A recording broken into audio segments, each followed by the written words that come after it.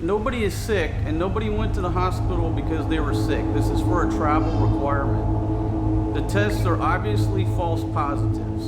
So if anybody wants to come give us a new test, I'm sure this will clear this up. I'm not going to sit in my house for 14 days because of a false positive test. You tell me the protocol to get a retest, and I want the retest immediately.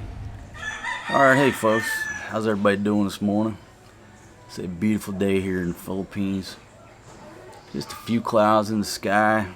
I got roosters crowing, dogs barking, tricycles, the sound of the trike motors. Just a beautiful day. Sitting here under the guava tree. It's about 6:30. I don't know, maybe coming up on 7 a.m. Usually not an early morning riser, but I don't know, these beautiful days, I guess I sleep better with all that rain, hitting the tin roof. Just get up early. So I want to thank everybody for joining me on this video. And this is going to be a long, drawn out, probably disorganized because there's so many elements of it, but I'm just going to try to tell the story in chronological order. Part of the story is still playing out. Most of the story is already played out. With all that said, what happened on, let's see, the 20th, which was, I think that's Monday, and I believe today's Wednesday. Yeah, that's correct. On Monday. So, on Monday, what happened, I had to go get a PCR test. Now, here in the Philippines, if you're doing local travel, domestic travel from one island to another, or even if you're going to a certain area that's under a certain type of lockdown, you have to obtain a PCR test. Now, realistically, most of the time, nobody at the checkpoints ever asks for that piece of paper. All right, let me be upfront here. I don't like to sugarcoat shit. I tell things like they are, whether it's good, bad, or the ugly.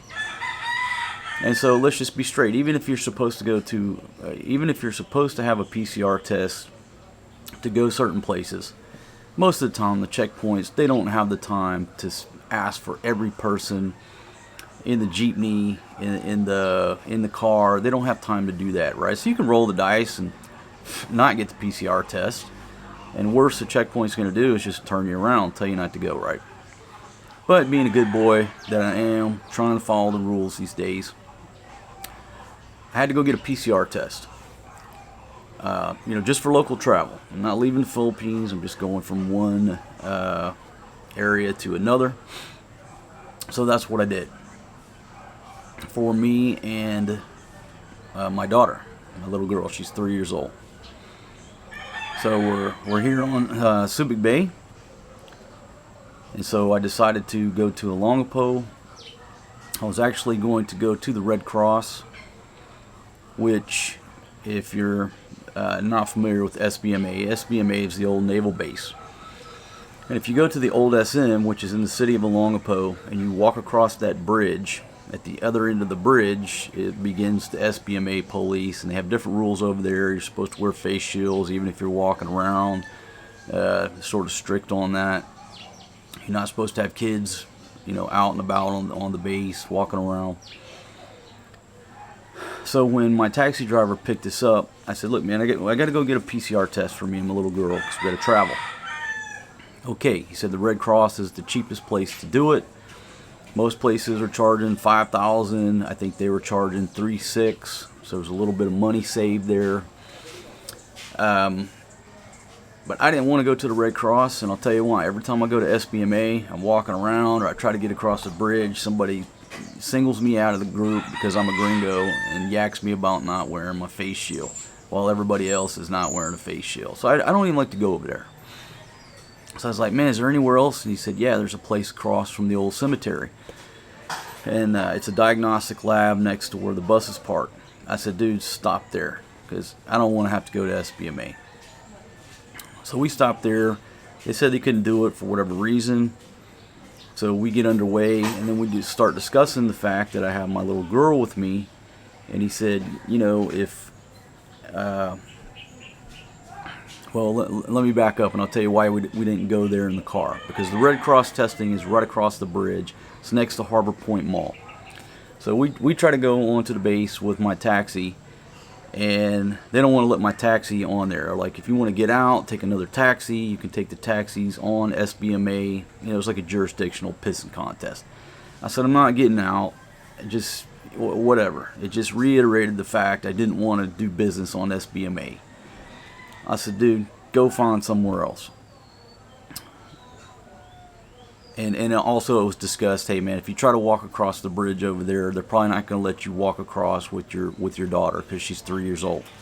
So therefore, we can't get to the Red Cross testing facility where they actually take the swabs.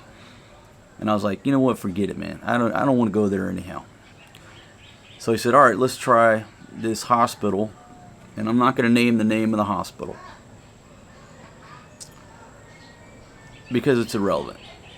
It's irrelevant. All they did was take the swab. So we go to this hospital, and you know, little girl's falling asleep in the back of the taxi. So my man went up there, talked to him. They said, yeah, we can do the swab right now.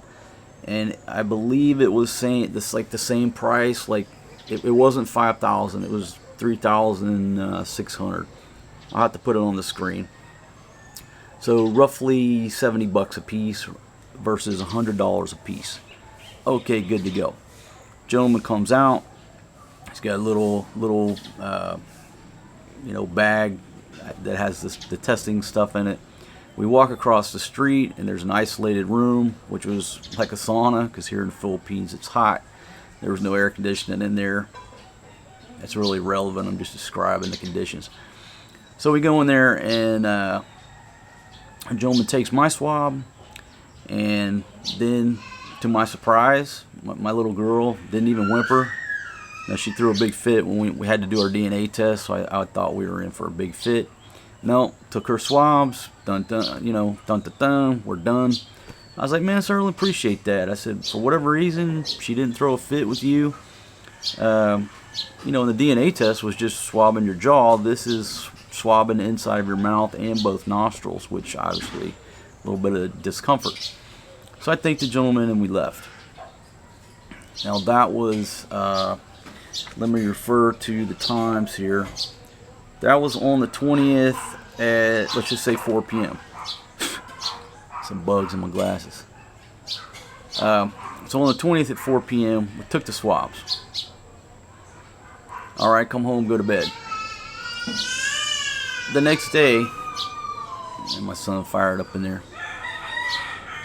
The next morning, I don't know the exact time. I would say 11 o'clock, somewhere in there, before noon, what have you. Somehow or another, there's somebody at the door. The ladies go out, and they come back in. They said, the brown guy's here. So, what do you mean the brown guy's here? It's about your test. So I go out there, and there's a couple young ladies that had stopped by for a visit. And what they're telling, I look around the corner, there's a tricycle full of ladies from the brown guy. And I see one lady has this little round thing that says contact tracer on it. Well, don't take a rocket scientist to figure out what the hell's going on. So there's a trike load of ladies. I don't know, three or four of them. And they're telling the ladies that stopped by for a visit that you can't ride the jeepney anymore because we have a positive. And here in the Philippines, that's how they refer to anybody who's positive for the Rona. It's a positive. Oh, they have many positives there. Oh, there's a positive in that house, right? So she's already told these ladies that there's a positive and that you cannot ride the jeepney. And they're just like bewildered. They have no idea that yesterday me and my little girl went and took the PCR test. They have no idea. They're just like, what are you talking about? What are you going house to house telling people that there's a positive in the area and you can't ride the Jeep? Like, what are you talking about? So I'm like, ladies, just step aside. Let me, this is my business. They're obviously here to see me. And so I'm standing there in the door, and I'm like, what's going on, ladies? And I'll be honest, I wasn't happy to see him. because I knew right then what was going down. Sir, we need your phone number. We need your contact numbers because we need to interview you. I said, for what? You know, I'm playing stupid at that point. You're gonna come waste my time over some bullshit. All right, you're gonna provide me with some information before I start giving you information. For what? You know, why do you need to interview me? So there's some small talk, whatever, and she never says, "Hey, you tested positive for the Rona." No, nowhere did they ever say that. Now they've already told the ladies, "Hey, there's a positive, and you can't ride the jeepney." Then I get them out of the way. Now they want to play secret squirrel with me about what's going on. And so I finally said, "What's this about?" She said, "You didn't receive the results of your PCR test?" And I said, "No, I'm still waiting on the results. But it's quite apparent that somebody has contacted you first." "No, I haven't received any results." Now again, this is before noon. It's about 11 o'clock in the morning, somewhere in there. So I just had to ask her flat out. I said, "Was the test positive?" Now obviously I already know the answer to that, but you got to play the game. Well, yes. Okay, here's my number, okay? I said, "Here's my number. Let's play the game." And I was being sort of an asshole. You know, she's like, you know, "Do you have any symptom?" I said, "Listen, this was for a piece of paper for a travel document so I could go to Manila. That's all this about." I said, "Obviously this is a false positive." And they just kind of look at me like they don't know what the word false positive is. This is obviously a false positive. Okay, but here's my number, and you can call me, do whatever you want. Now, it's perplexing me because when you go to take this test, obviously you have to provide your name, your address, and identification card, phone number, and email. Why? So they can email you the results, or they can text you the results. So why are you standing in my front yard asking me for my phone number? Okay, sometimes logic doesn't work real well here, and so you just go with the flow. Here's my phone number. What else do we need? But I'm going to tell you right now, this is a false positive. Nobody here is sick. Nobody went to the hospital because they were sick. I went there because I needed a damn piece of paper in case the checkpoint asked me for, you know, for my PCR test. Nobody here is sick. Nobody's running a fever. Okay? There you go. It's a false positive. So, close the door, they leave.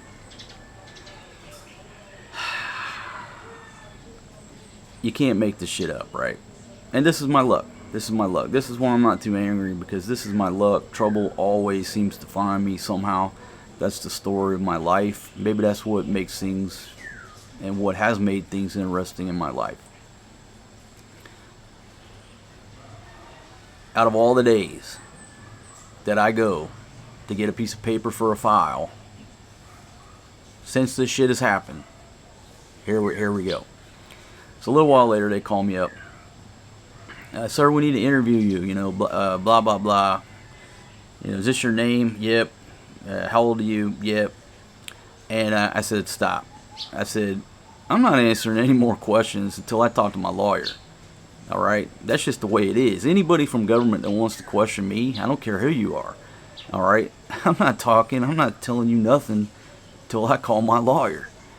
And that's the way you got to be. Whether you're in America or you're here, when any government official goes to question you, you better refer to your lawyer. You better invoke your right. You better remain silent, because you don't know what angle they're working or what ramifications are going to come down the pipe. You don't say nothing. They can't force you to talk. All right? So I said, "Look, I'm not saying nothing no more till I talk to my lawyer and let them know what's going on, that obviously there's a false positive result coming out of that hospital over there.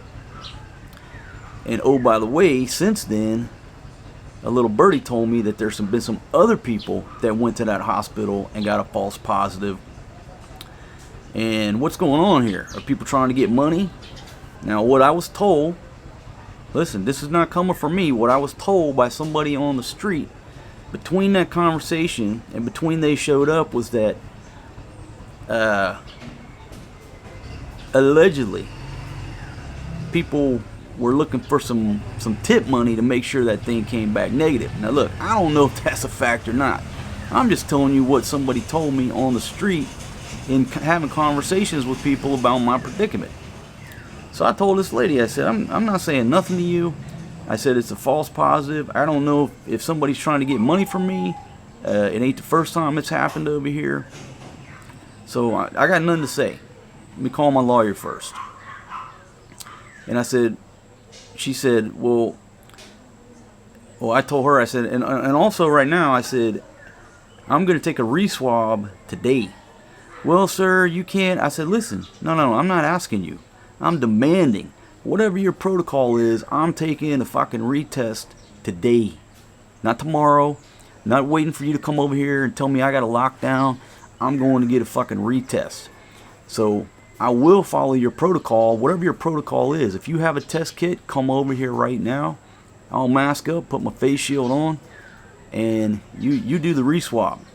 Okay? Matter of fact, bring 2 or 3. Let's get the fucking, the best out of 4. But I said, I'm taking a fucking retest today. That's it. I'm not dealing with this fucking horse shit. So once I made it clear to her that I'm not letting this shit go, we hung up the phone, and I got a text a little while later. And let me read the text, because I'm going to tell you what they said to me, and then I'm going to tell you what I did. Okay? Because I don't want to violate anybody's protocol.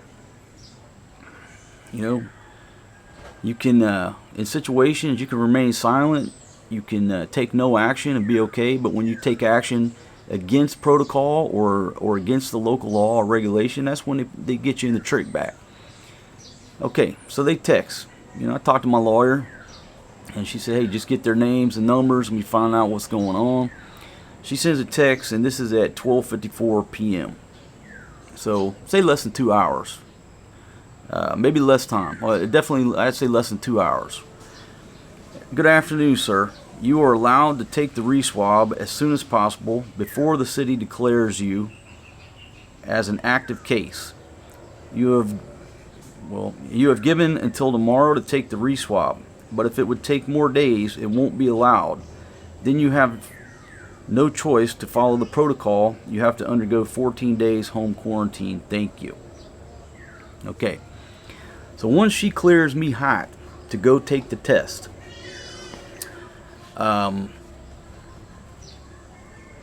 okay, all right, let's get it done. Now I'm under the gun. It's 1 p.m. It's 1 p.m. and I have to accomplish this by tomorrow, or else they're going to declare me an active case, and then I got to sit here in this backyard for 14 days over some bola, over some bullshit, right? So what do I do? Okay. I'm going to err on the side of caution. I'm going to err on the side of caution that maybe it's not a false positive, and so let me do the least amount of contact with people that would put anybody else at risk, right? I call my same taxi driver, because obviously he's already been exposed to me yesterday.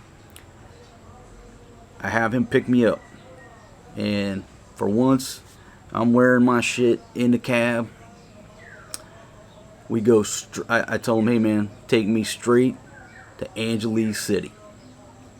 Angeles City. I'm not getting no more testing done around here, because at that point I don't know what's going on.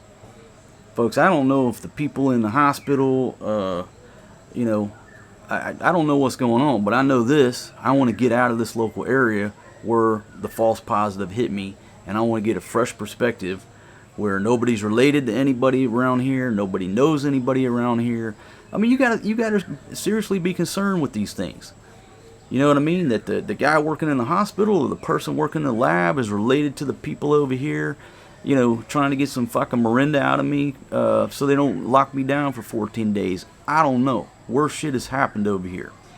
So I said, let me get the fuck off the X in Subic, and let me get somewhere where people don't have anything vested, and let's get an honest fucking assessment here.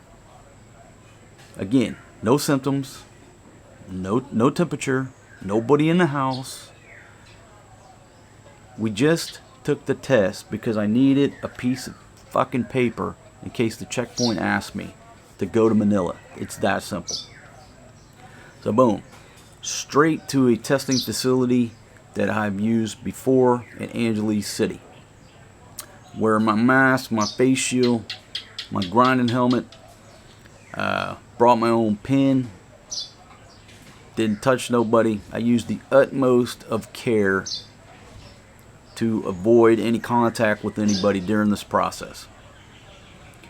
The bad news was, this is what the gentleman says. He says, "Sir, the samples have already left today." He said, "You won't be able to get any results back until Thursday. So you can come back tomorrow, but the results won't be until Thursday." I said, "Look, brother, I'm here. Can we do the swab today? I'm okay with the results not coming back till Thursday." "Yes, sir, no problem." So at, I don't know, say approximately, 2 p.m.? Now, I obviously don't have those test results back in front of me, but say it, between 2 and 3 p.m., they take a swab. "Thank you very much, sir. You'll get the results back on Thursday." I'm hoping that that would beat my time frame, but the text said today, tomorrow, right? You got 1 day. Now, it did say to take the swab. I can take the swab and sit at home, and maybe they'll give me till Thursday, or maybe they say, "No, dude, we got to know tomorrow, or else we're going to declare you a fucking positive." So I said, I'm already in Angeles City. So I talked to my buddy, and I knew the place. I thought I knew the place, but I hit him up and I confirmed with him the place that they went to that has always been straight is the hospital.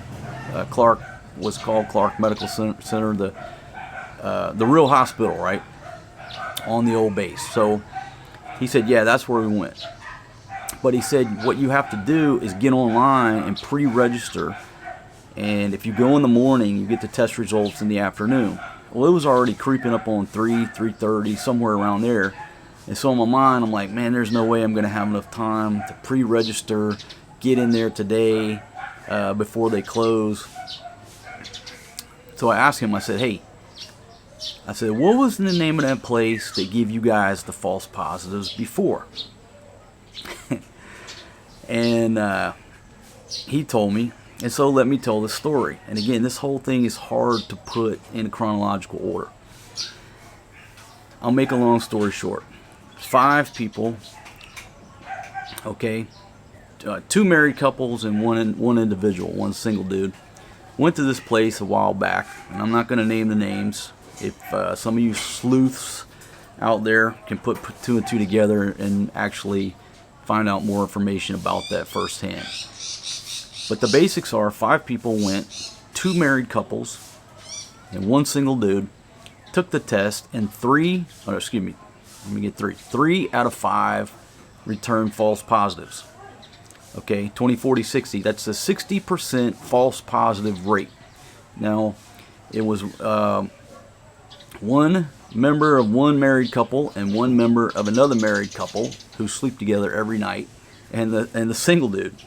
So 60% false positives out of this particular lab that they went to. All of these individuals subsequently immediately went to the hospital, the legitimate hospital. What was it? Clark Global City, Clark Medical Center. Every one of them came back negative, and they went on their trip because these were obviously false positives. Nobody was sick. Nobody had a damn fever. And they're married couples. Okay, wouldn't you think, and not always, but wouldn't there be a high probability that if one member, the wife or the husband gets it, that the other person, I don't even want to go down that road because it's not certain, but there's a probability, right? But that's the way it broke down. 60% false positive rate.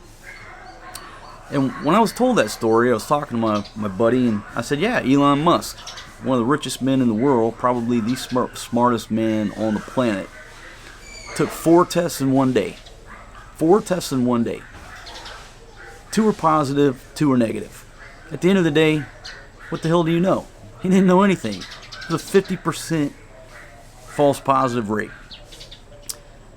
So, before my incident yesterday and the day before, I always had a 55% false positive rate in my head based on those 2 things about people I trust and know. I know for a fact 5 people went, 60% false positive. I have no reason not to believe Elon Musk took 4 tests and 2 out of the 4 were false positives. So I always just had 55% in my mind, split it down the middle. One incident was 60, one was 50. Okay, 55% false positives. Here we go. Fast forward. Now let me say something about this.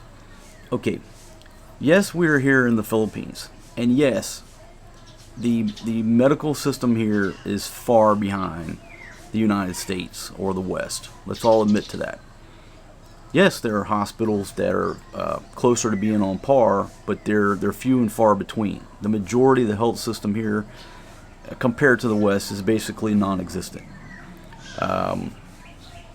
They don't have the money. They don't have the resources. For example, they're not going to use a different set of gloves on each patient. They don't have the money for boxes and boxes and boxes of gloves and PPE, personal protective equipment like we do in America.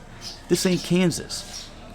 So a lot of times you're going to go and the doctor or the nurse, even if she has gloves on, had used those gloves with the previous 10 patients.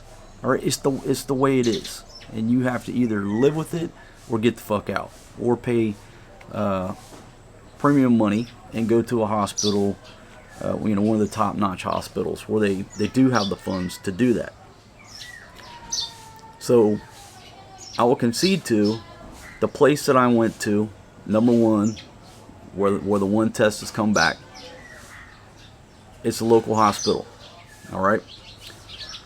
The clinic they went to with the false positives, I would say on the same level, right? But then they went to the legitimate hospital and everything was straight. So anyhow, I said, hey man, where was that place where you guys came back with the false positives? And he gave me the name of it, and I knew exactly where it was at. I said, okay, cool, thanks. I'm back. Take a little break, baby's waking up. Alright, so back to the story. So this place where they had the 60% false positive rate, I said, I'm going there. Let's roll the dice there again, just to prove the point. So I find the place, and when he told me, hey man, it's near where you, okay. So I know exactly where the place is. I go there, go up, talk to the security guard. You can't even get in like the little glassed in front office area.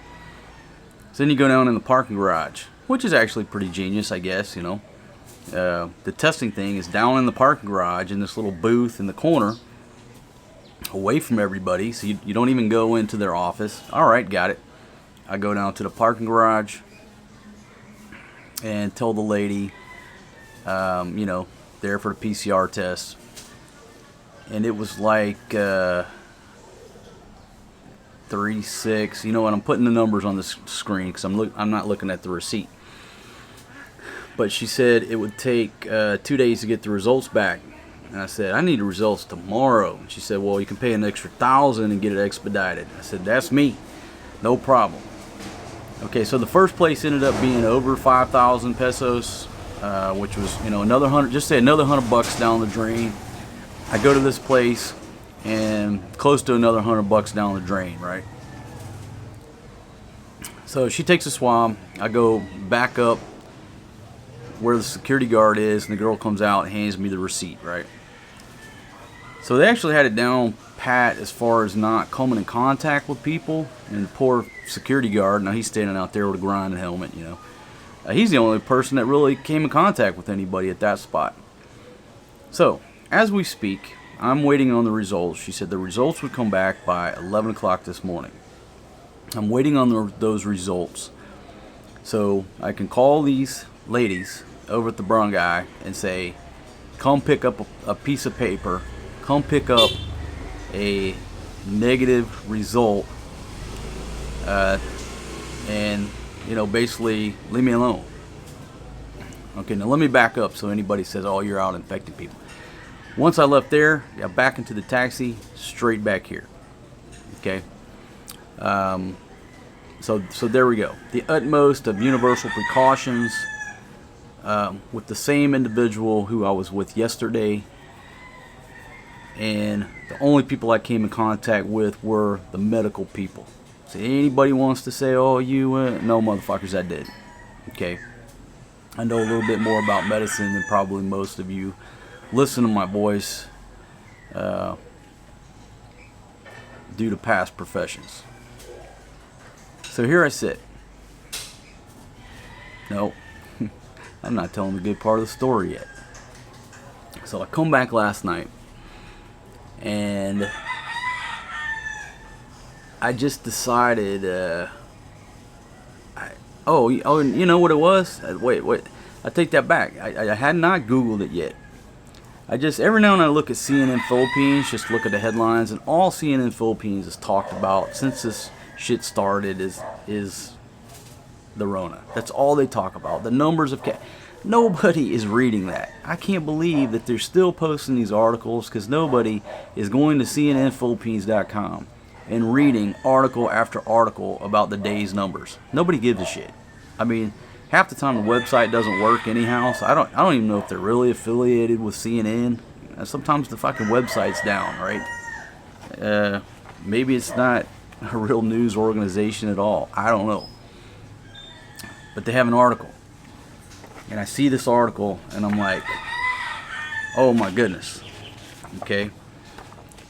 In the article from CNN Philippines, let me get to it here, because this is what I saw that brought me into the loop. Now I'm going to change out of my cool breeze glasses and go to my intellectual look, my old man look, but I'll make this look sexy, so don't get upset. I'm going to turn this around so I stop looking at myself. CNN Philippines. Now this says it was published September 21st at 12:37 a.m. So in other words, it was published after Monday night's. Now I don't stay up on politics, folks, but apparently President Duterte said something in an address Monday night, which was 20th. They published this a few hours afterwards, in the wee hours of the morning. This is from CNN Philippines. Duterte orders Department of Health probe into false positive COVID-19 results in Red Cross labs. Okay. So apparently, remember I got tested on the 20th at 4 p.m. Apparently a few hours later the president mentioned this in an address, and then this article comes out a few hours later. What's the odds in this, right? Alright, so an investigation is underway after President Rodrigo Duterte ordered the Department of Health to look into reports that COVID-19 tests conducted by the Philippine Red Cross produced inaccurate results. Okay? Alright, now I'm not going to read all the article. I'll put the links down in the description. But he claimed that 44 out of 49 hospital personnel who tested positive in their first RT-PCR tests taken at the Red Cross's Subic laboratory, right here on Subic Bay, yielded negative results when they took the same tests in other laboratories. In other words, 44 out of 49 were false positives at the Red Cross lab here on Subic Bay. And they say Subic. I don't know if the lab is on SBMA. I'm assuming it's on SBMA, but I know they have a facility to take the swabs on SBMA.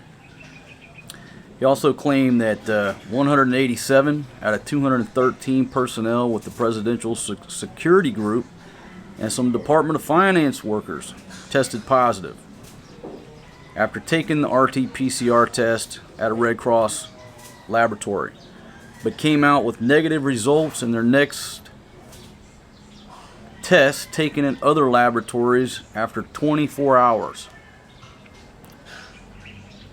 Okay. And he, quote, said, "You could be putting more people at risk," he told the Philippine Red Cross. "You could be falsely adding to the total positive cases per day in this country." All right. So I read that article. Now I'll start Googling. And I'm going to put, I think I've put these in chronological order. So this is from a government website. All right. This is from pna.gov.ph. So I'm assuming that's a Philippine news agency. Looks like a government website. It has presidential communications seal on there. And this was published September 20th at 4:16 p.m. That's what it says. Department of Health investigates false positive results of Philippine Red Cross Subic Lab. Did I mention Subic Bay is right there where I'm sitting? Okay, so it says the same thing. The Department of Health and the Research Institute for Tropical Medicine, RITM, are investigating the false positive testing results for COVID-19 conducted by a laboratory of the Philippine Red Cross in Subic. Subic Bay. During the hearing of the House Good Government and Public Accountability on Monday, Deputy Speaker Rodante Marceleta said the incident involved 44 false positive COVID-19 results, wherein the hospital personnel who initially tested positive for the virus yielded negative results 3 days after the second test in a different laboratory. They are all vaccinated staff of the hospitals, and because they doubted the results that they were positive, they had themselves retested on September 6th. The false positive test was on September 3rd. And again, 44 out of 49 were false positives. Okay, Duque said the Research Institute for Tropical Medicine is already doing an evaluation on the incident, assuring that the health department would be imposing corrective measures to ensure the accuracy of the testing service and that such incident will not occur again. Again, I'll put that link down in the description. That's coming from a government website. I'm not spreading fake news. This is from GMA News Online, GMAnetwork.com. Red Cross says the timing of specimen collection, sampling method, factors, and false positive results. So basically they're explaining the reasons why this happened. Okay. Moving right along. Again, Philstar.com. Red Cross addresses alleged false positive COVID-19 results. The Research Institute for Tropical Medicine already investigating the molecular laboratory of the Philippine Red Cross in Subic. So I just pull this up and I'm reading it and I'm like, my goodness. Inquirer.net. The headline says, probe alleged false positive COVID-19 test results from the Philippine Red Cross. Duterte tells Department of Health. Okay. So, 44 of 49 false positives. I'd have to pull out my calculator. You know what? Boom, they're on the screen. 44 out of 49. Let's just round it up to 50. That would be 88%. Round it down, what, approximately 85% false positive rate based on those individuals fully vaccinated who work in the hospital. Okay. So, I think I'm missing a piece of paper here. So anyhow, I researched that, right? And I'm reading that stuff. And I'm sitting there saying, all right, well, what's the odds? I didn't go to the Red Cross. I went to a hospital that I assume had or has a lab. All right, now I got to go back to my text here. Okay, there's more to the story. Check, check, check. Yeah, still recording. Okay, so last night, 6:47 p.m. Okay, 6:47 p.m. Good evening. And it says the name of the medical center. We already have your RT-PCR swab test results. Unfortunately, you are tested positive COVID-19. Rest assured, your details is strictly confidential. Thank you and have a nice day. Kindly reply to this message once you receive the text with your name and email so we can send you a soft copy of the result. So let's break this down. Your details are strictly confidential. Folks, there ain't no secrets here in the Philippines, so I'm not gonna cast too many stones. But when them ladies come down that street in that trike and told two people at the door they had no idea who the hell they were, they obviously weren't males, so they knew they weren't talking to the male that tested positive. First things out of their mouth, there's a positive, you can't ride in the jeepney anymore. So by the time they come down the street, everybody here knows, oh, there's a positive over there. Strictly confidential? No, I don't think so. Okay, absolutely not. And what perplexed me, what pissed me off, is that these ladies knew before noon to come over here and fuck with me, and they didn't send me the bad news until almost 7 o'clock, 8-9 hours later. Like you know, wouldn't you once you found out? I don't know what the process is. I'm just telling you. Okay, so they're keeping my shit strictly confidential, but now everybody around here knows my business, and I'm gonna back that up with what I'm about to tell you. All right, so I read all that, and I started to reply and ask them, hey, let me guess, my shit went to the Philippine Red Cross, and I said, no, I'm not saying nothing to them. It's probably just some clerk at the hospital typing. All right, whatever. So they send me the hard copy. I get online. I'll pull it up. Okay, without revealing my information, what do you think I'm staring at? Philippine Red Cross. Boom. There you go. That's where my swab test went. And it says Mandaluyong City, but if you go down to the bottom, it says Philippine Red Cross Logistic and Training Center, Subic, Zambales. And it's a positive report. But remember I told you when the ladies came all the way over here, they knew my address, but they didn't have my phone number. They came all the way over here to get my phone number so they could interview me. You go down here, the phone number is missing a digit. It doesn't have my full phone number. That explains why the ladies couldn't call me. Because basically, I think what happened is the Philippine Red Cross sent them this form straight to the barangay, probably bypassed the hospital, right? Straight to the barangay. And my number's fucked up. Okay? No big deal. They can't call me, my number's messed up. You know what is the fucking big deal? When you go to email, which is supposed to be my email address, there's a fucking Gmail address, but it ain't my Gmail. It's somebody else's fucking Gmail. So apparently, the reason they couldn't get a hold of me, and possibly the reason I didn't get this form, because they put somebody else's fucking Gmail address in my contact information.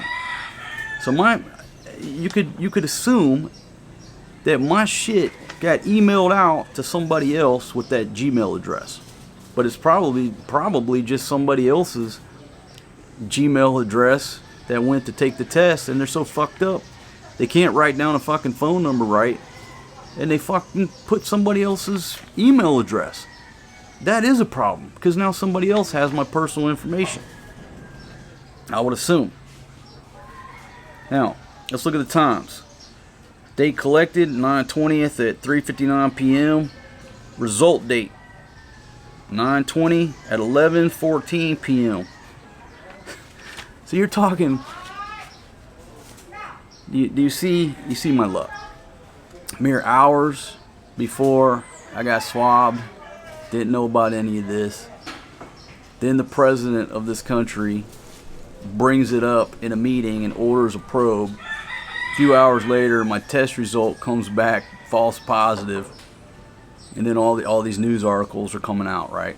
And then the next day, here's the ladies, hey, we need your phone number. Why would you need my number? You found me.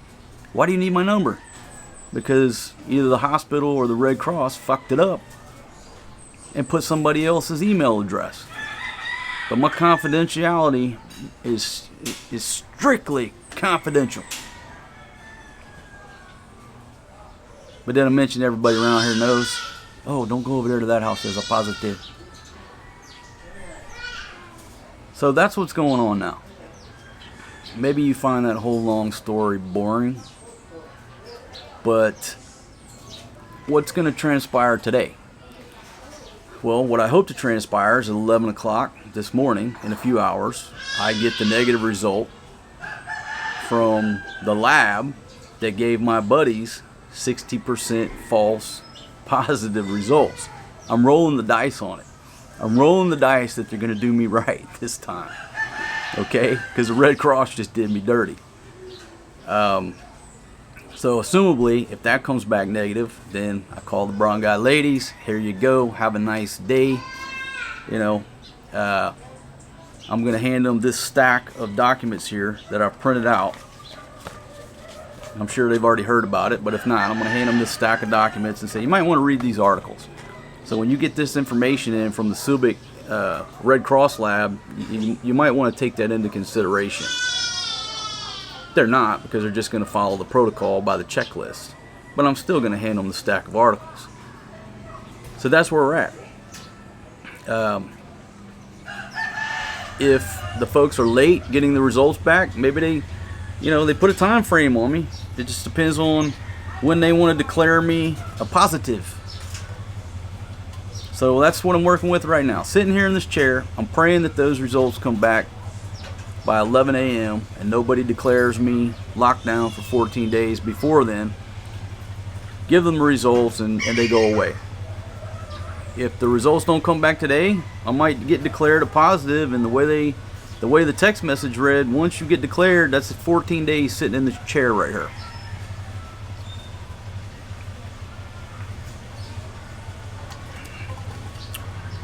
So I'll update the situation as the day goes by.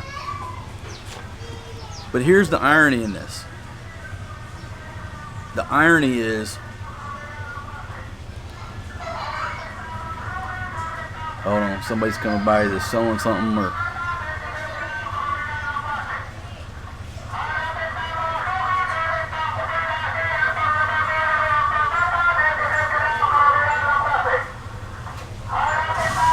just somebody selling baskets. When they come by like that, you don't know if it's a brown guy yelling for you to wear your mask or somebody selling coconuts. Here's the irony in this. Is it the irony, or I purposely have not talked about this stuff in probably a year now. I mean, when we were hard locked down over there, yeah, I talked about this all the time. Couldn't go nowhere, pissed off like everybody else. And I purposely not discussed the situation since then, because I just want to bring cheer and joy to people who are still being affected by this shit around the world. But a couple weeks ago, I sat down and made 5 pages of notes, because I said, you know what, it's time to talk about it. And these notes have been sitting here on this legal pad, just sitting there stagnant. And I said, you know what, it was like an epiphany that I knew this shit was coming down the pipe. And I entitled it The Halloween Project. Okay? And what I'd initially planned to do was to talk into code so that this video didn't get the COVID warning up at the top. But now I think it's too late. It's going to get the COVID warning. Maybe it gets demonetized. I don't know. First thing I was talk about, fear makes money. I've talked about that in my book. Links down in the description if you want to buy my book off of Amazon. I certainly appreciate it, but I talk about that in my book. Fear makes money.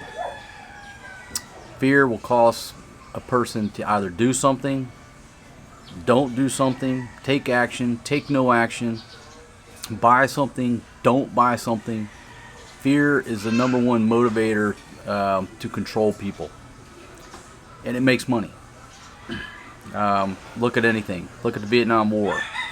Oh, the fear of the spread of communism, right? One of the ways they sold it. Iraq, Afghanistan, same shit. They sell you on the war on terror. They sell you on you're fighting for freedom, and it's all about how can you manufacture fear so people either support what you're doing, they don't support somebody else.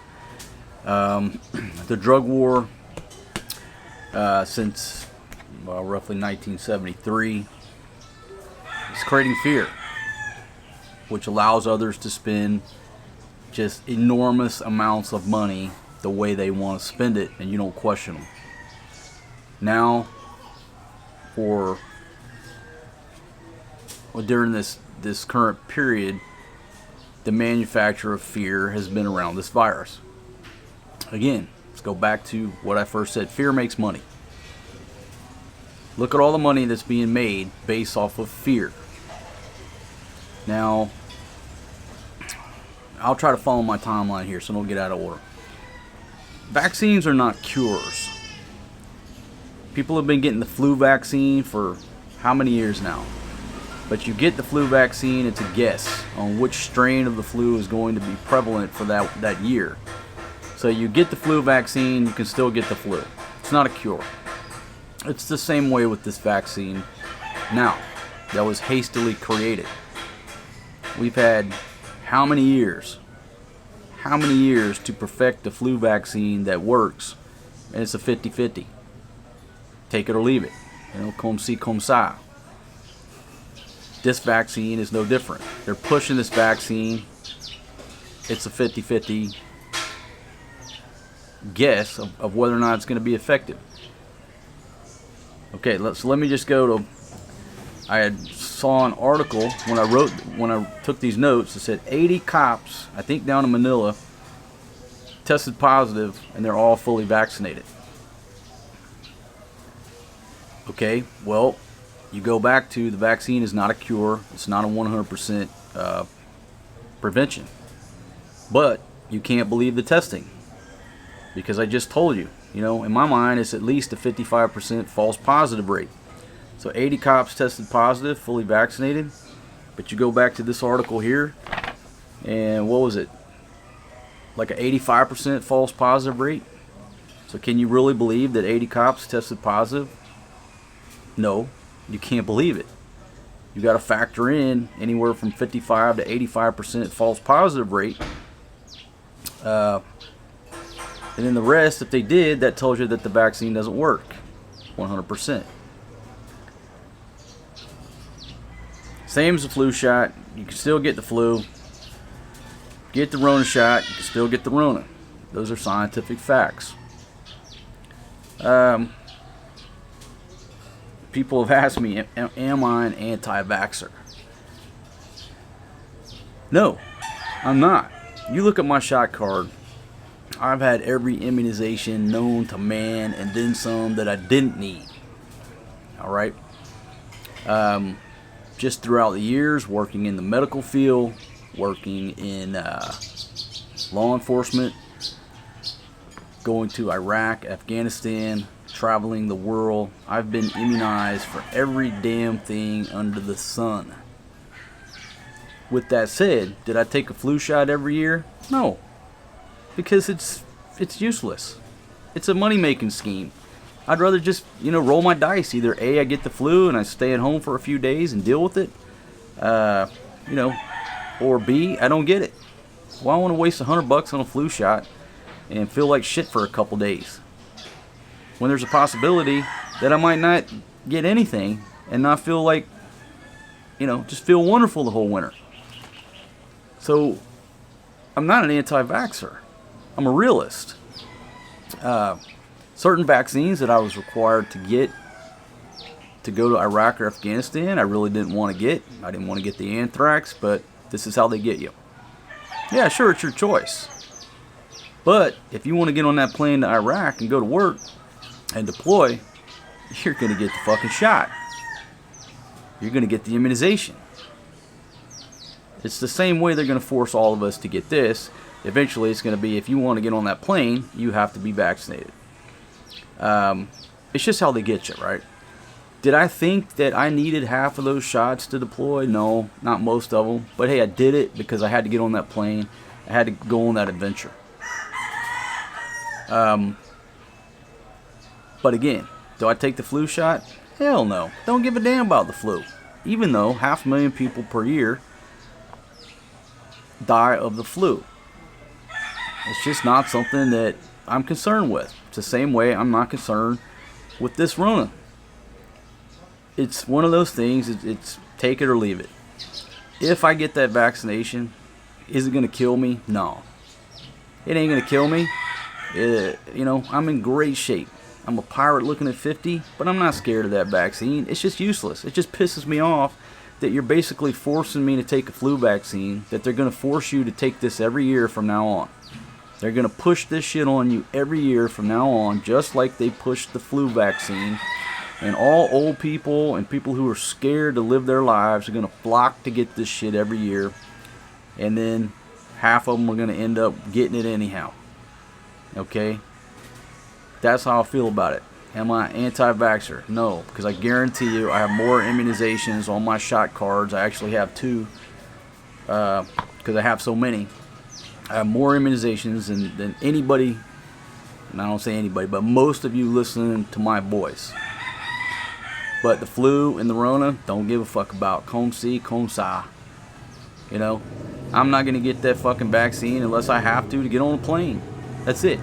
If you say, hey, you got to have it to fly and continue traveling the world, I'll fucking break down and go get it, but I don't give a fuck. Okay? It ain't going to kill me. Has it killed people? Yeah, but so does it every other vaccine people have reactions to. Do I want to roll the dice on this shit? No. It's a hastily fucking produced vaccine that has no long-term studies. Why would I want to voluntarily subject myself to that? No. But if it's required to get on a flight and go to, wherever, go to fucking Nepal or wherever I want to go, I don't care. You know, here's your fucking $100. Take my fucking selfie so all you folks out there so scared of the unvaccinated, I'm giving me a fucking shirt that says I'm vaccinated and don't give a fuck. How about that? Congratulations. So that's how I feel about it, alright? No, I'm not an anti-vaxxer. Do I think that we have to take too many vaccines and too many medications? Obviously, of course. Pharmaceutical companies push this shit, especially on us Americans, until it's... People in America are taking 12 fucking different medications a day, and they wonder why they're so fucked up. I'm a realist, and I have a background in the medical field. Yes, there are things that I personally feel you need to get, and there are things that I don't.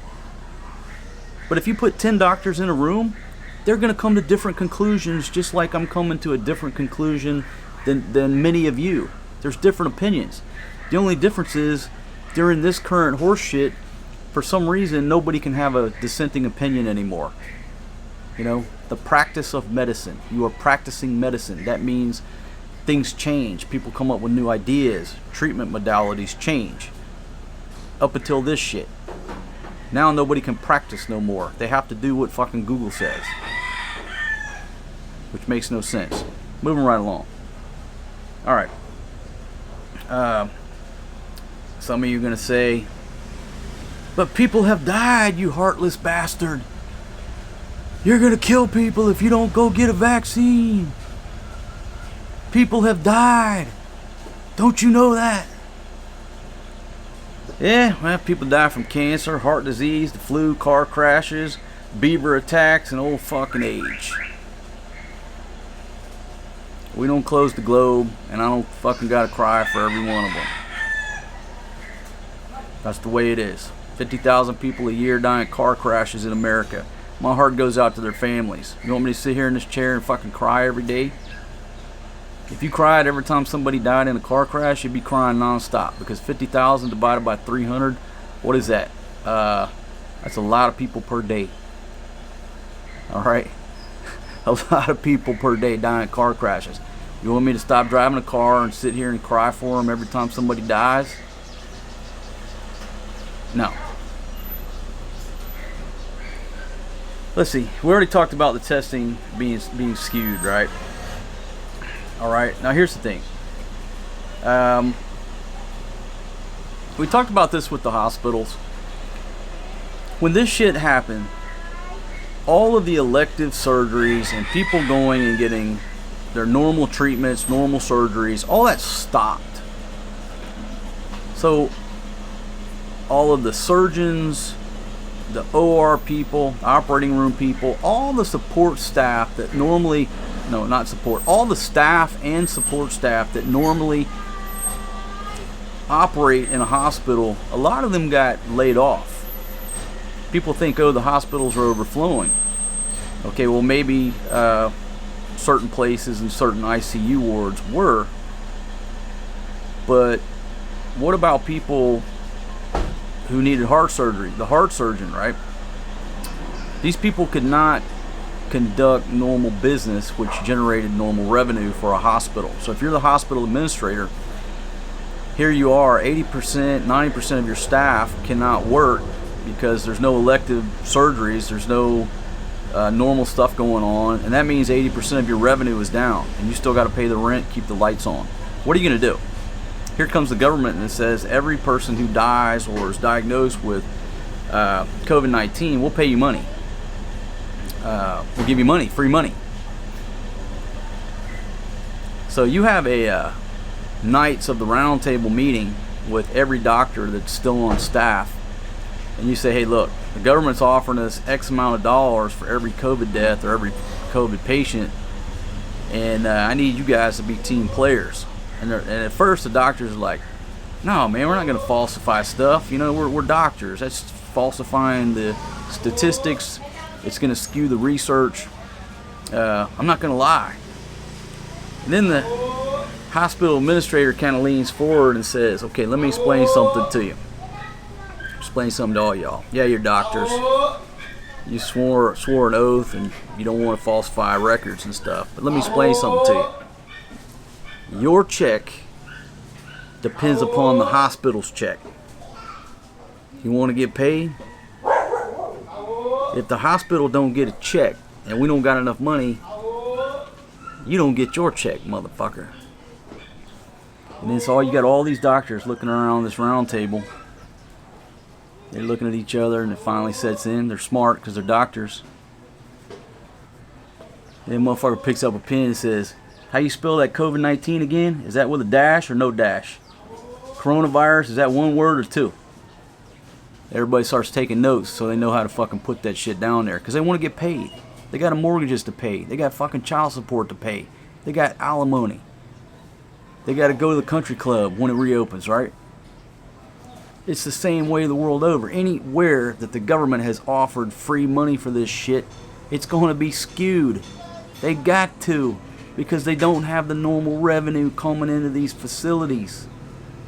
You see how that works?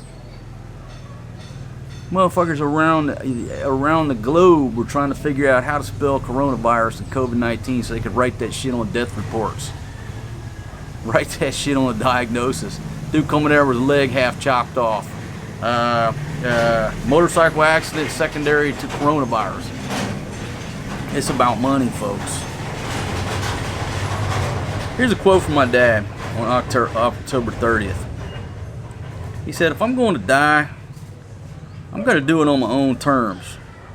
I don't need any help from the government. If I'm going to die, I'm going to do it on my own terms. I don't need any help from the government. Thought that was a good quote. He's in his 70s. Folks, the virus is already global. Lockdowns ain't going to keep it out, controlled, etc. It's already in your neighborhood. Most of the population, we've already been exposed, already had it. Whether you realize it or not, testing is an absolute waste of time. It's like the circle of violence, because you can get it multiple times. If this was something that you can only get once and that's it, testing would make sense. This is something you can get multiple times, just like the flu. So why would we go around the world testing people for the fucking flu? Why? You can get this multiple times. I've had it twice. Why keep testing? Why keep testing people when you can have it again and again and again? When the vaccine is not a 100% cure. Why keep testing people? It's like testing people for a common cold. Testing people for the flu. It is here. It ain't going away. The immunization doesn't eradicate it. Why we're testing? Because fear makes money. Fear makes money. Alright? It makes money. And more money, more control. That's just the way it works. And like I said again, they're gonna push the yearly shots just like the flu, because it's a money maker. It's coming. Whether they call it a booster or a yearly shot, yearly immunization, what have you. They're going to push that shit worse than the flu. The difference in the flu is you can take it or leave it. This, they're going to make it mandatory to get on a plane. And they're going to get that $100 from you every fucking year until you die. Pharmaceutical company wins. Am I against vaccines? No, I'm against tyranny. My position on this particular vaccine, I just don't give a fuck. Alright, there's one piece to solve this entire Halloween project masquerading as a pandemic. Now folks, if you look back at my first videos, anytime that something like this happens, you have to circle the wagons. You have to err on the side of caution and sit back and see what happens. But once the data starts coming in, you can start drawing scientific conclusions from the data. It's time to stop the madness.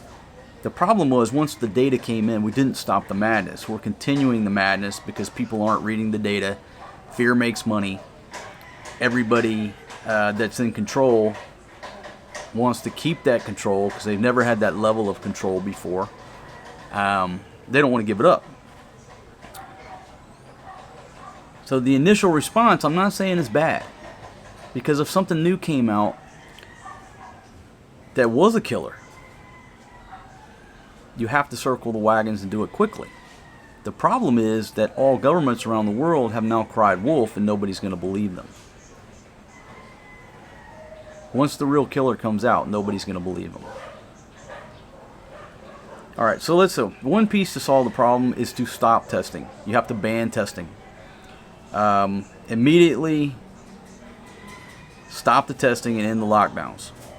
Life will continue on as normal,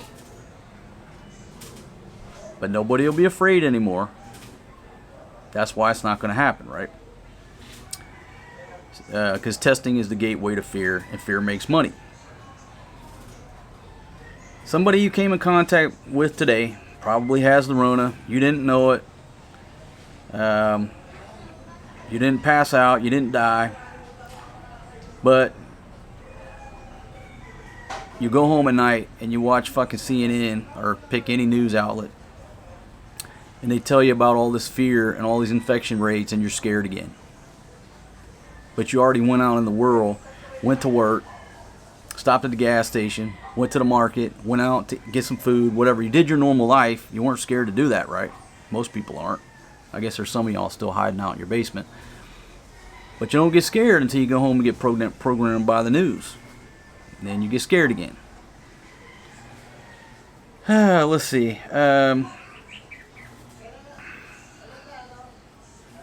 Talk about... well, at least here. The fear that it's also created is that it makes people afraid to go to the hospital. It makes people afraid to seek medical help, at least in places where I'm at. if I had a fever, the last thing I would do is go to a hospital here and say, hey, I'm not feeling good, I got a fever. Fucking last thing I would do. Because what are they going to do? They're going to automatically assume you got the COVID. Now, next thing you know, you're on a fucking basketball court somewhere, sweating your balls off, getting quarantined for 14 days. Here I am. Nobody in my household is sick. Nobody's been sick. Nobody's running a fever. I just went out to try to follow the fucking rules and get a damn piece of paper for a file. And now I'm under threat of 14-day lockdown. So do you think that if I really got sick, would I go seek medical help? No. And I haven't on the 2 times that I got this shit. I wrote it out at the house. I wrote it out on a fast. When I get sick, I fast. I wrote it out on a fast and just dealt with it. But back to my sentence.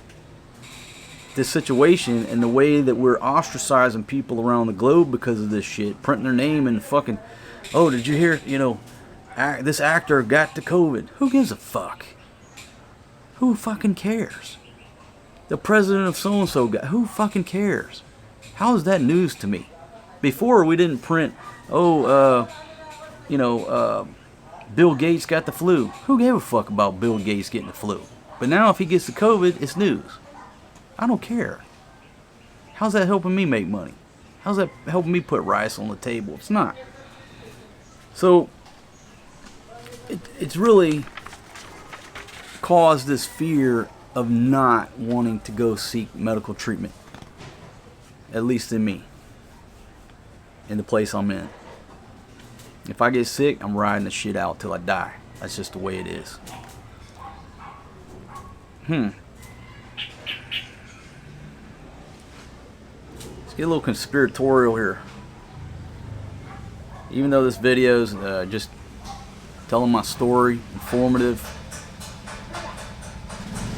Isn't it kind of coincidental that the timing of this shit coming down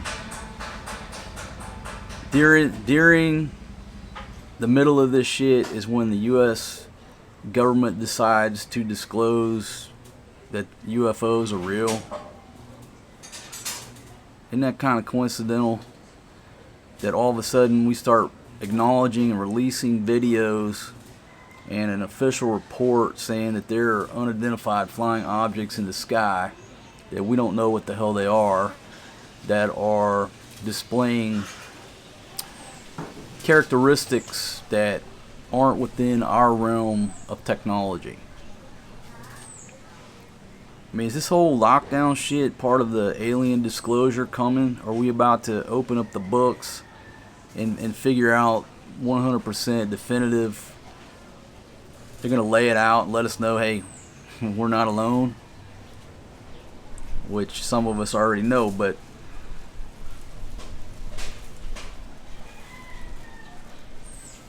if they just did it out of the blue, say 20 years ago, 30 years ago, there'd be mass chaos, right? To acknowledge the fact that there are alien life forms living among us. But what had they conditioned us to? People are used to staying at home. Governments and law enforcement have had 2 years to practice locking down populations, entire populations. Now they've got all the kinks worked out of it. So say they lifted all the checkpoints today, right? And let everything go back to normal. They could lock down this country within 24 hours because all they have to do is say, everybody go back to your battle stations. They just fucking sound general quarters. Everybody goes back to the battle stations. They know where to go. They know what to do. They can lock this place down quick. They didn't and they couldn't lock it down quick initially because they'd never done this shit before. Well, at least since the 80s, martial law. But now, every government around the world knows exactly how to implement lockdowns. Like that. Just sound general quarters. Go to where you were before. Do what you were doing for the past 2 fucking years.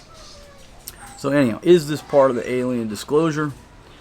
1938, that Orson Welles radio broadcast caused panic. Maybe that's what they're trying to prevent once they really lay down some evidence on us. I don't know. Or is this a dress rehearsal? for when H5N1, which is the bird flu, HPAI, highly pathogenic avian influenza. The bird flu is the killer. I've talked about this before. The only reason that the bird flu doesn't wipe out humanity is because it's not easily transmissible from human to human. It hasn't made that jump. There's been isolated cases, basically, but if you get the bird flu, you're dead. And the cases where the people have got the bird flu are typically working around poultry plants. They're in constant contact with birds, with chickens, birds, some type of bird. The only reason that doesn't wipe out humanity is because it hasn't mutated to where it can easily jump from human to human to human. If it did that, that's the global killer. That's when lockdowns would have to become real. In other words, if there is a positively infected person in this state, you would have to use the threat of military force that nobody approached the second state to lock it down. It'd be like the movies. It would be serious. It would be real. So is this a dress rehearsal?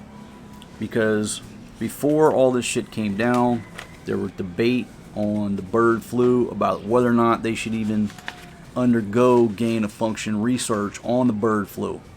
Because if that mutated strain of H5N1 escaped into the wild, it was a global killer. And that was a debate. Should we do it and take the risk on it leaking from the lab and killing everybody? Or should we wait until it naturally mutates and starts killing everybody, and then we try to figure out the virus? That was the debate. You can watch shit with Fauci and his cronies and everything else. But SARS, coronavirus 2, this COVID-19, this isn't the thing to be afraid of. H5N1, highly pathogenic avian influenza, known to you as the bird flu, is the global killer. It's the MM88. It's the MM88 that could kill us all. All right, let's talk. I've talked about this in many videos before. People are still trying to figure out where this shit came from. Of course, it fucking came from the lab in Wuhan, the Wuhan Institute of Virology in Wuhan, China. Go back to any of my previous videos where I explain the dynamics. They were doing gain of function research on coronaviruses from bats. It's quite obvious what happened. Anybody who thinks otherwise, let me ask you this.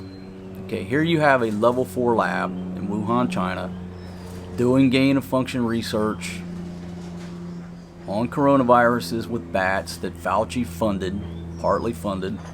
The reason he funded it over there because they didn't want to let it escape from a lab in America, right? We farm shit out.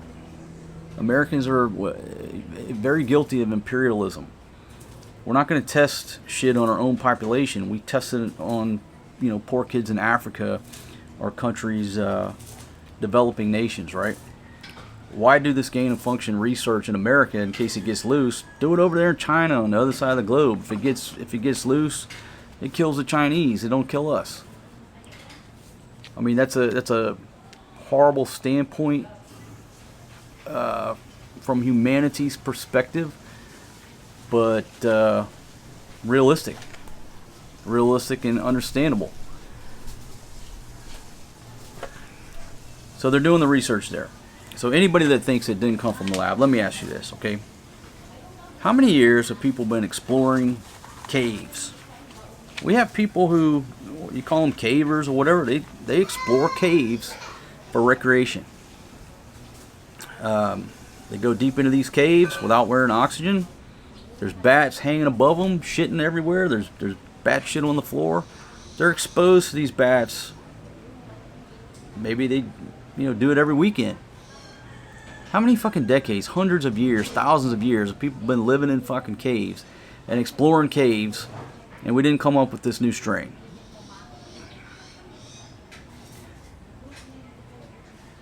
How many people have been eating bats? How many years people have been eating bats? Bat soup, barbecue bat, whatever. They're chopping up the bats. They're handling the bats. They're handling the bat blood. Maybe they eat some bat that's not fully cooked and they're eating bat blood.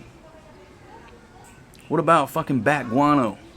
All these fucking pot growers growing pot. Getting this fucking bat shit, mixing in with the pot, smoking pot, whatever.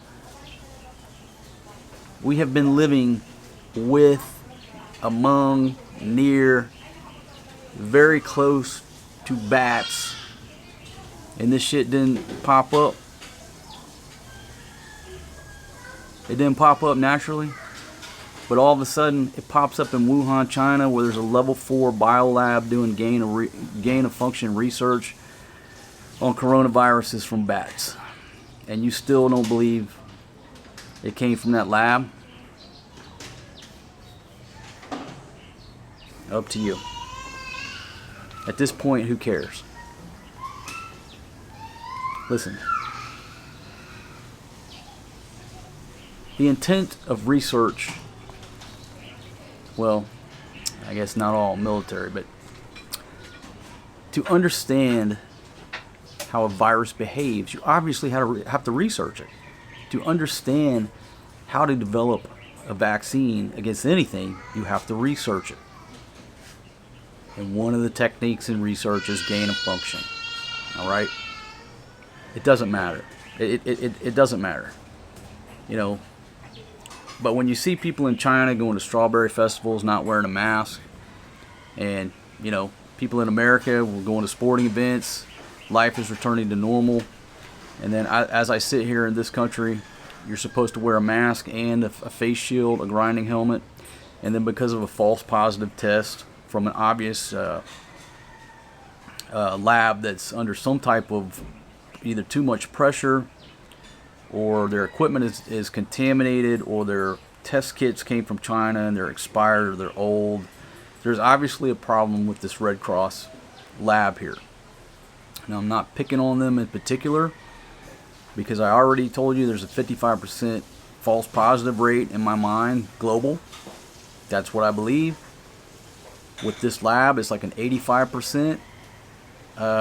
It tells me something's going on there that they need to correct. They need to either take a look at their decontamination procedures. They need to shut the lab down for, you know, a month and decontaminate and start over. And they'll probably get back down to a 50-55% false positive rate, as the entire world is. But there's obviously an issue there. And now I find myself in the middle of it, affected by it, just praying that my timing for my negative test comes in before they declare me a positive, and I got to sit in this chair for 14 days over something that just don't care about. It's a non-issue to me. It's a non-issue.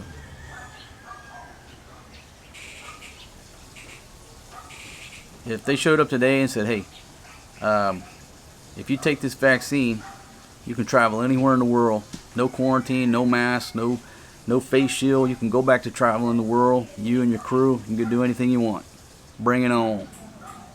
Bring it on. And I'll be on the next motherfucking flight smoking out of here. That sound like an anti-vaxxer?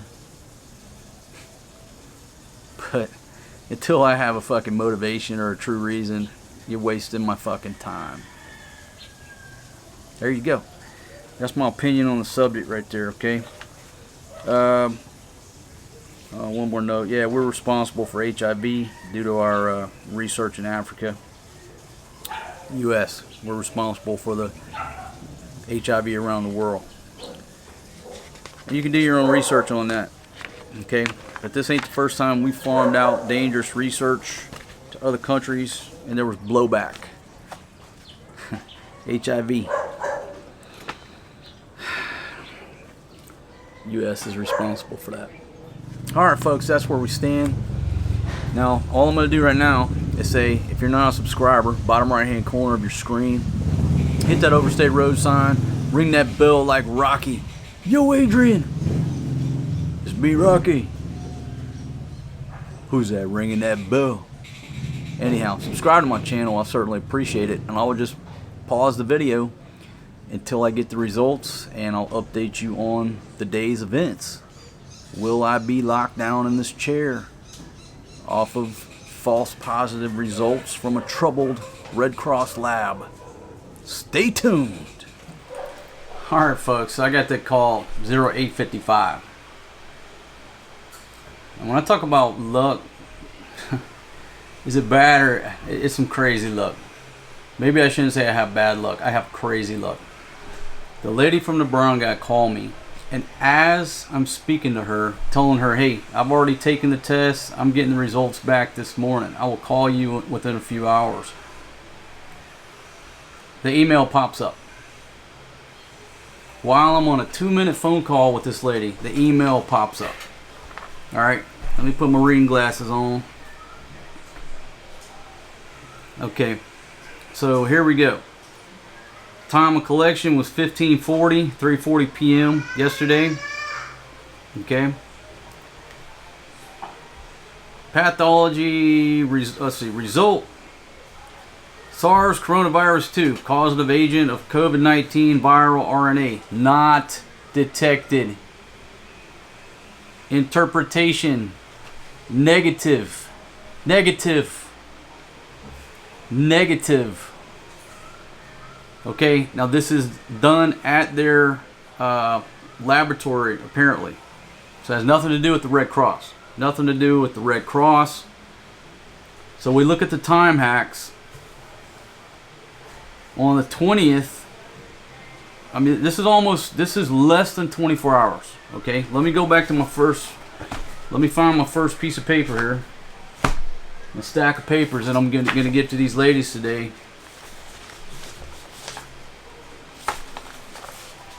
(9/20/2021) at 3:59 was the Red Cross false positive test, and on 9/21 at 3:40, almost to the T, 24 hours.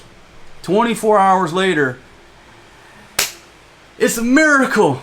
I'm cured. I'm cured of the whatever you want to call this mess. I'm cured. Mi Dios. Mi corazón eso duele. Gracias.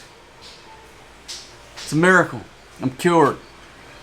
So now I gotta call this lady, tell her to come pick up a copy of this, and I can go back to living my life. Unless my daughter's result comes back today and it's a positive from the Red Cross lab. If that's the case, you know what? Wash, rinse, repeat. If that's the case, what I'm doing, I'm calling my man. Get the car here. Get her over there. Pay out another couple $100 to get a fucking piece of paper to go in a file and get the barangay off of me. So I'm not out of the woods yet. But let me call this lady. Actually, she gave me an email. So let me just, I'm going to email this lady the new results. The updated results. It's a miracle. So the plot thickens.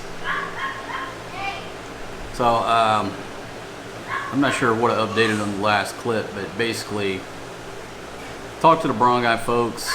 I emailed them the negative report. She said, okay, thank you very much. And then called back a little while later and said, sir, we sent it to the city, but they want to know the purpose. They want to know again the purpose of the PCR test. I said again, for local travel, domestic travel purposes. That's it. She said, okay, I'll tell them again. Haven't heard anything back from her. So I assume I'm good to go. Nobody showed up. Nobody else has called me concerning that until a few minutes ago.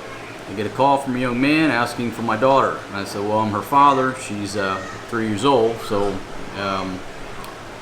you could tell me what's going on. I'm from the hospital.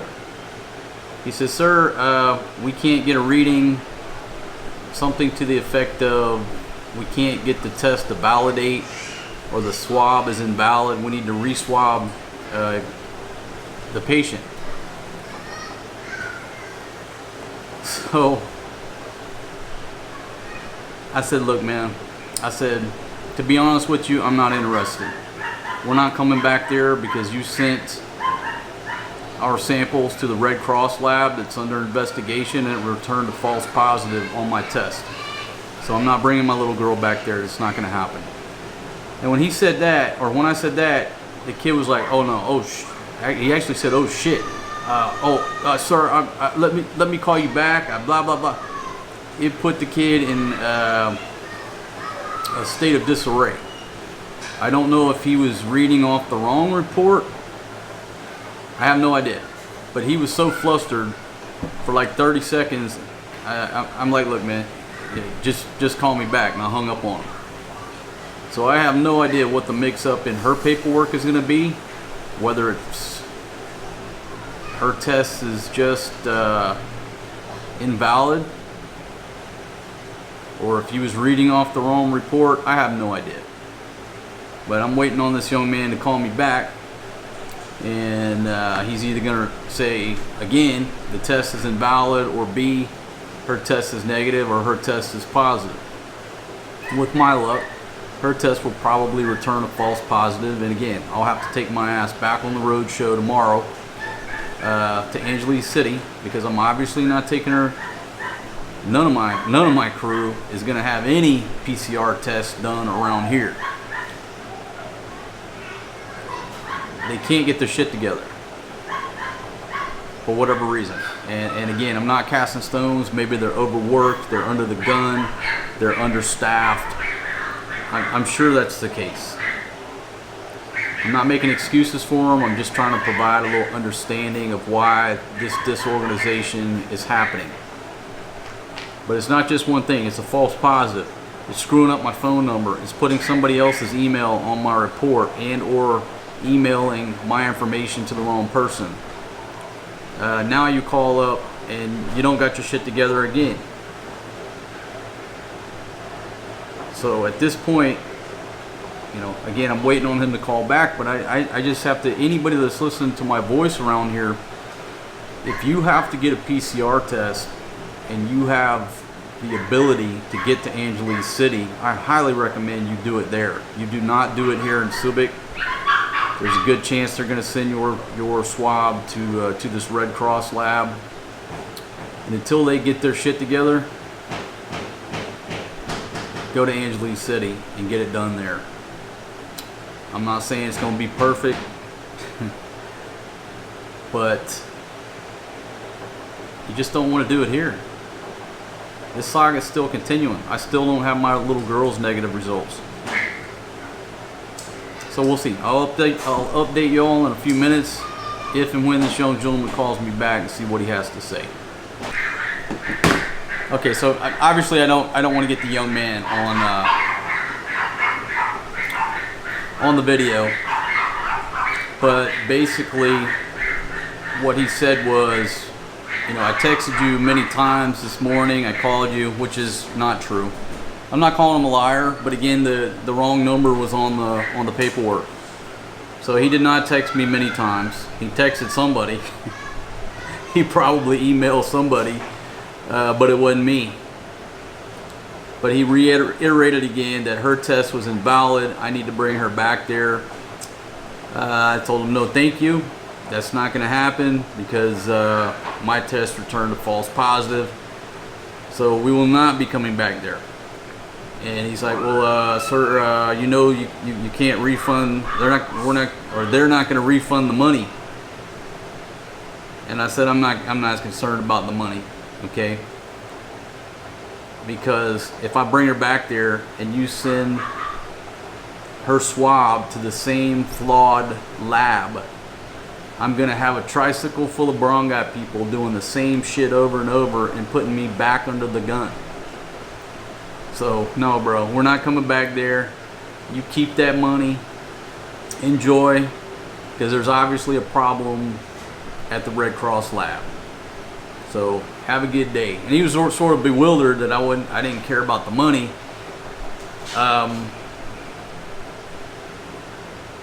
But it's better to just let the money go. Halas, finish it. No more problems here, and let me go over there to a reputable clinic and get it done. And then I don't have people showing up in front of my house.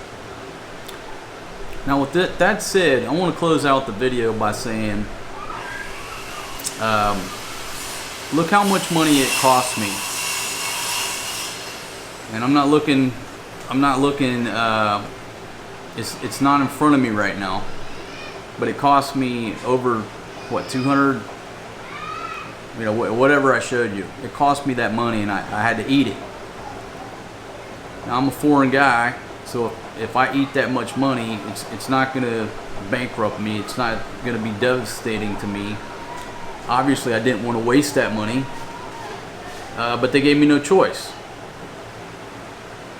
Now I've wasted the money on my little girl too, and now I've got to make another trip to Angeles City. Taxis aren't free, and go over there and do the same thing again, because I still have to have her PCR test.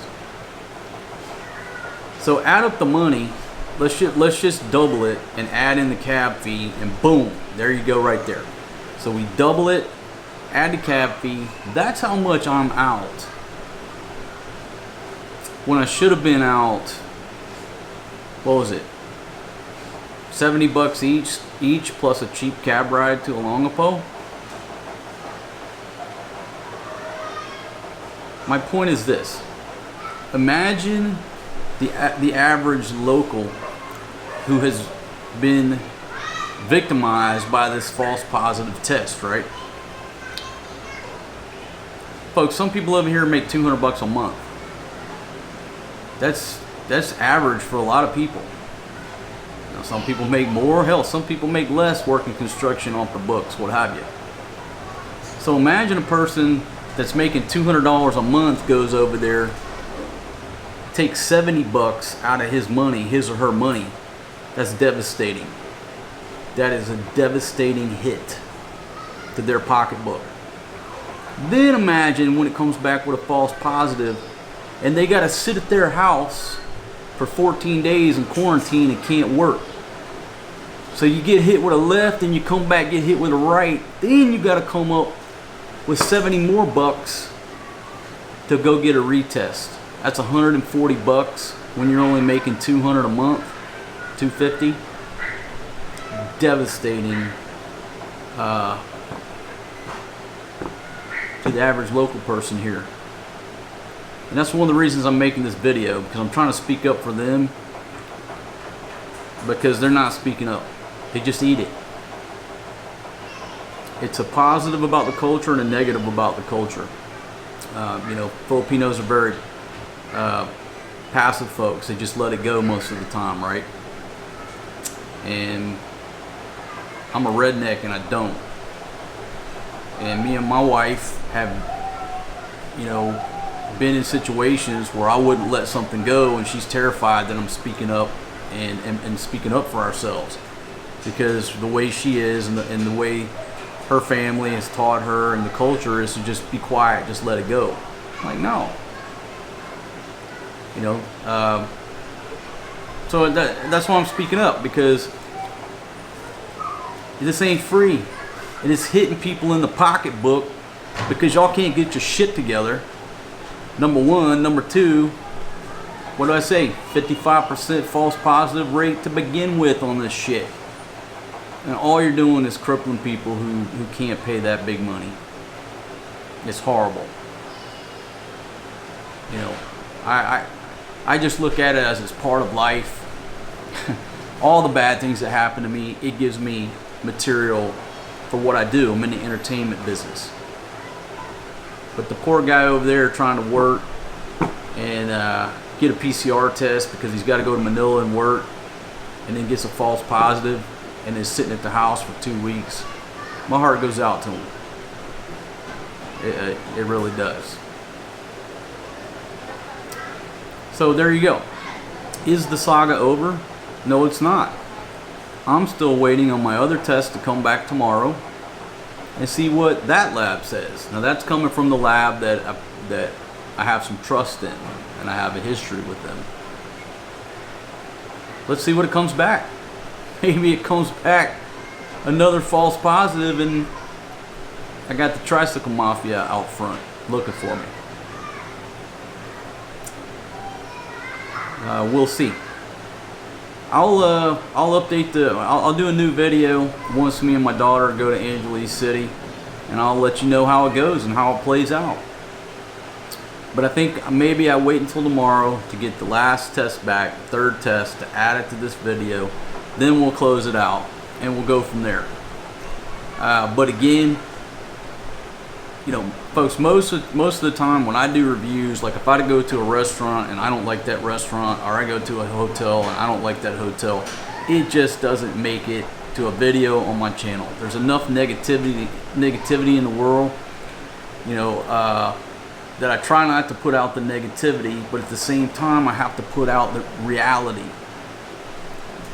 So I don't think that everything I say is positive and I don't have a negative opinion. It just don't make it to my channel most of the time. This has to make it there because you're gonna find yourself in the same damn situation. And I don't want other people to go down that road until they correct this issue. And that's why I'm putting it out there. If you have the means, get your shit done somewhere else other than this region, because there's a good chance your shit's going to that Red Cross lab.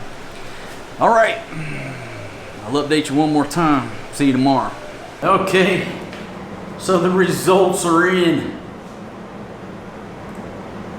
My second test, even though it's the third result to come back, second test, negative Ghost Rider. The pattern is full. So the conclusion is this. False positive. COVID-19 test.